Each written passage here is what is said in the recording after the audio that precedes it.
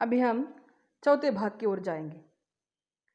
सुजान के सामने अब एक नई समस्या खड़ी हो गई थी। वह बहुत दिनों से घर का स्वामी था और अब भी ऐसा ही समझता रहा। परिस्थिति में कितना उलटफेर हो गया था, इसकी उसे खबर ना थी। लड़के उसका सेवा सम्मान करते हैं, यह बात उसे भ्रम में डाले हुई थी। लड़के उसके सामने चिलम नहीं पीते, खाट पर नहीं बैठते, क्या यह सब उसके गृहस्वामी होने का प्रमाण ना था? पर आज उसे यह ज्ञात हुआ कि यह केवल श्रद्धा थी, उसके स्वामित्व का प्रमाण नहीं। अब यह जिस घर में राज्य किया, उसी घर में पराधीन बनकर वह नहीं रह सकता। उसके श्रद्धा की चाह नहीं, सेवा की भूख नहीं, उसे अधिकार चाहिए। वह इस घर पर दूसरों का अधिकार नहीं देख सकता। मंदिर का पुजारी बनकर वह नहीं रह सकता। न जाने कितनी रात बाकी थी। सुजान ने उठकर गंडासे से बैलों का चारा काटना शुरू किया।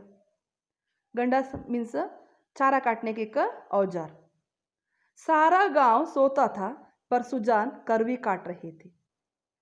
इतना श्रम उन्होंने अपने जीवन में कभी ना किया था। जब से उन्होंने काम करना छोड़ा था, बराबर चारे के लिए हाय हाय करना पड़ी। शंकर भी काटता था, भोला भी काटता था, पर चारा पूरा ना पड़ता था। आज वह इन लौंडों को दिखा देंगे चारा कैसे काटना चाहिए। उनके सामने कटिया का पहाड़ खड़ा हो गया और टुकड़े कितने महीन और सुडौल थे, मानो सांचे में डाले गए हों।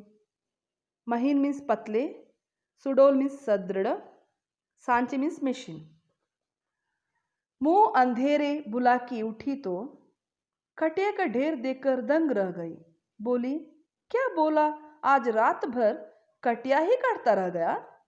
कितना कहा कि बेटा जी से जहान है, पर मानता ही नहीं है। रात को सोया ही नहीं होगा। सुजान भगत ने ताने से कहा, वो सोता ही कब है? जब देखता हूं तो तब काम ही करता रहता है। ऐसे कमाओ संसार में और कौन रहोगा? इतने में भोला आंखें मलता हुआ बाहर निकला। उसे भी यह ढेर देखकर आश्चर्य हुआ। माँ से बोला, क्या शंकर आज बड़ी रात को उठा था माँ? तब बुलाकी बोलती है, वो तो पड़ा सो रहा है, मैंने तो समझा तुमने काटी होगी। तब भोला बोलता है, मैं तो सवेरे उठ ही नहीं पाता। दिन भर चाहे जितना काम कर लो, पर रात को मुझसे नहीं उठा जाता। बुलाकी बोलती है, तो क्या तुम्हारे दादा ने काटी है? भोला बोलता है, हाँ मालूम तो होता है, रात भर सोए नहीं, मुझसे कल बड़ी भूल हुई। अरे वो तो हल लेकर जा रहे हैं, जान देने पर उतार हो गए क्या? तब बुलाकी बोलती है, क्रोधी तो सदा के हैं, अब किसी की सुनेंगे तोड़े ही। तब भोला बोलता है, शंकर को जगा दो, मैं भी जल्दी से मुंह हाथ धोकर हल्ले जाऊं। जब और किसानों के साथ भोला हल लेकर खेत में पहुंचा तो सुजान आधा खेत जोत चुके थे। भोला ने चुपके से काम करना शुरू किया। सुजान से कुछ बोलने की उसकी हिम्मत ना पड़ी। दोपहर हुआ, सभी किसानों ने हल छोड़ दिए, पर सुजान भगत अपने काम में मग्न है। भोला थक गया है। उसका बार बार इच्छा होती है कि बैलों को खोल दे, मगर डर के मारे कुछ कह नहीं सकता। सबको आश्चर्य हो रहा है कि दादा कैसे इतनी मेहनत कर रहे हैं। आखिर डरते डरते बोला, दादा अब तो दोपहर हो गया, हल खोल देना। सुजान बोलता है, हाँ खोल दो, तुम बैलों को लेकर चलो, मैं डांट फेंक कर आता हूं। तब भोला बोलता है, मैं संझा को डांट फेंक दूंगा। सुजान बोलता है, तुम क्या फेंक दोगे? देखते ही नहीं हो, खेत कटोरे की तरह गहरा हो गया है। सभी तो तभी तो बीच में पानी जम जाता है। इसी गोइंडे के खेत में 20 मन का बीघा होता था। तुम लोगों ने इसका सत्यानाश कर दिया। भेल खोल दिए गए।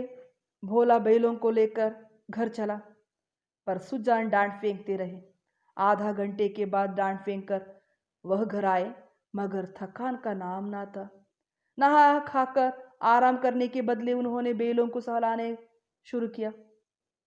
उनके पीठ पर हाथ फेरा, उनके पैर मले, पूंछ सहलाई। बैलों की पूंछ खड़ी थी। सुजान की गोद में सिर रखे उन्हें अकथनीय सुख मिल रहा था। बहुत दिनों के बाद आज उन्हें यह आनंद प्राप्त हुआ था। उनकी आंखों में कृतज्ञता भरी हुई थी, मानो वे कह रहे थे, हम तुम्हारे साथ रात दिन काम करने को तैयार है। अन्य कृषकों की भांति भोला भी कमर सीधी कर रहा था कि सुजान ने फिर हल उठाया और खेत की ओर चले। दोनों बैल उमंग से भरे दौड़े चले जाते थे, मानो उन्हें स्वयं खेत में पहुंचने की जल्दी थी। भोला ने मड़ैया में लेटे लेटे पिता को हल लिए जाते देखा, पर उठ ना सका। उसकी हिम्मत छूट गई। उसने कभी इतना परिश्रम ना किया था। उसे बनी बनाई गिरस्ती मिल गई थी। उसे जो त्यों चला रहा था। इन दामों वह घर का स्वामी बनने के इच्छुक ना था। जवान आदमी को 20 धंधे होते हैं। हंसने बोलने के लिए, गाने बजाने के लिए भी तो उसे कुछ समय चाहिए। पड़ोस के गांव में दंगल हो रहा है। जवान आदमी कैसे अपने को वहां जाने से रोकेगा? किसी गांव में बाराती आई है, नाच गाना हो रहा है। जवान आदमी क्यों उसके आनंद से वंचित रह सकता है? वृद्धजनों के लिए ये बाधाएं नहीं।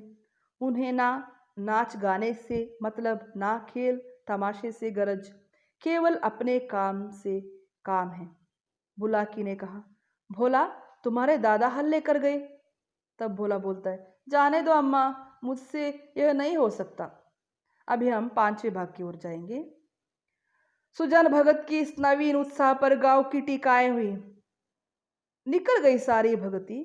बना हुआ था, माया में बसा हुआ है। आदमी काहे को भूत है। मगर भगत जी के द्वार पर अब फिर साधु संतासन जमाए देखे जाते हैं। उनका आदर सम्मान होता है। अब की उसकी खेती ने सोना उगल दिया है। बखारी में अनाज रखने की जगह नहीं मिलती। जिस खेत में 5 मन मुश्किल से होता था, उसी खेत में अब की 10 मन की उपज हुई है। मन मीन्स क्विंटल। चैत का महीना था। खलिहानों में सतयुग का राज था। जगह जगह अनाज के ढेर लगे हुए थे।